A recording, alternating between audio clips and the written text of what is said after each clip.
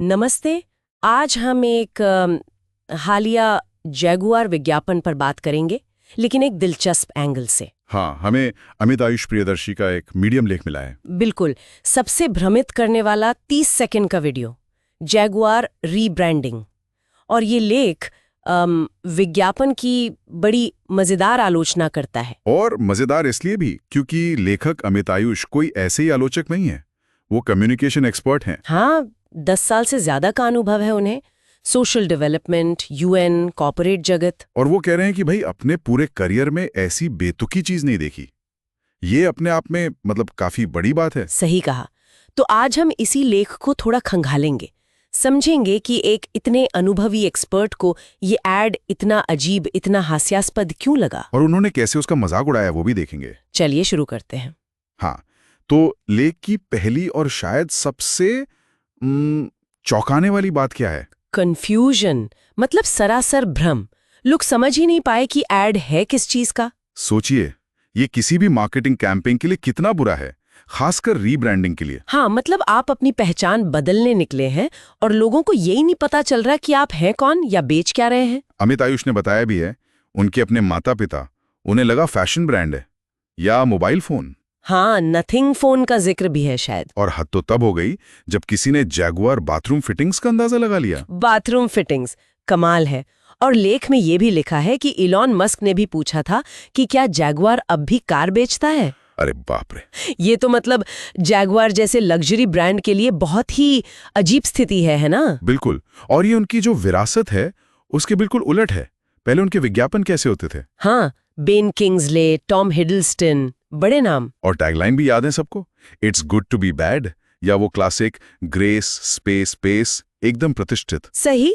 तो लेख यही सवाल उठाता है कि भाई इतना जाना माना ब्रांड ऐसी अस्पष्ट, मतलब बिल्कुल धुंधली दिशा में क्यों चला गया। ये तो ब्रांड की जो अपनी वैल्यू है उसे कमजोर करने जैसा है। और अमित आयुष ने ना इस सिचुएशन का मजाक उड़ाने के लिए कुछ बहुत ही मजेदार तुलनाएं की हैं, मतलब हंसी आ जाए पढ़कर। हाँ, जैसे वो हगीज डायपर वाला उदाहरण। अरे हाँ, कि क्या हो अगर हगीज के एड में एक उदास आदमी बैठकर जीवन के बारे में सोच रहा हो, कितना अजीब लगेगा। बिल्कुल। और उन्होंने विज्ञापन के विजुअल्स को क्या कहा, जैसे किसी की थेरेपी ड्राइंग जिंदा हो गई हो। हाँ हाँ, ये व्यंग सिर्फ मजेदार नहीं है, ये असल में मार्केटिंग की जो बुनियादी गड़बड़ है उसे पकड़ रहा है। सही।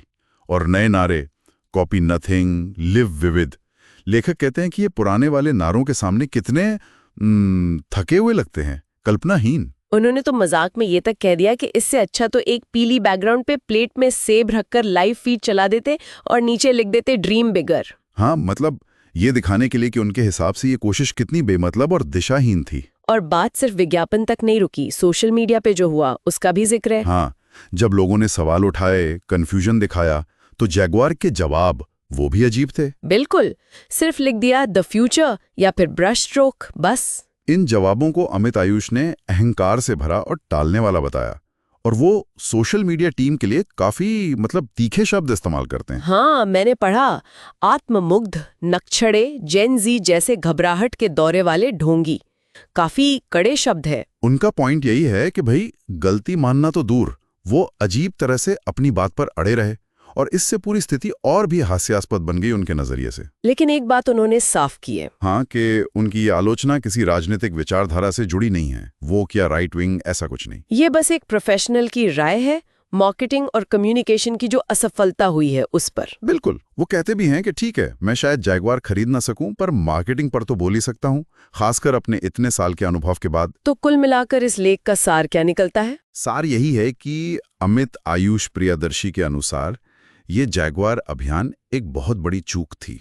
कंफ्यूजिंग, बनावटी और ब्रांड की जो असली पहचान है उससे कोसों दूर। और उनके जैसे अनुभवी व्यक्ति के लिए ये सब देखना बेहद मतलब बेतुका था। हाँ, ये केस दिखाता भी है कि जो बड़े स्थापित ब्रांड्स हैं उनके लिए अपनी विरासत और कुछ नया करने के बीच संतुलन बनाना कितना मुश्किल हो सकता है। और इस लेख के मुताबिक जैगुआर इस संतुलन को साधने में बुरी तरह फेल हो गया। लेखक उम्मीद करते हैं कि जैगुआर अपनी पुरानी शान वापस पा लेगा। हाँ, और ये एक सोचने वाली बात छोड़ जाता है ना कि किसी जाने माने ब्रांड के लिए अपनी जड़ों से जुड़े रहना और भविष्य की तरफ देखना, ये कितना जरूरी है। और शायद उससे भी ज्यादा जरूरी ये कि अगर रास्ता भटक जाए तो उस गलती को मानना और सुधारना, वो शायद सबसे बड़ा चैलेंज हो।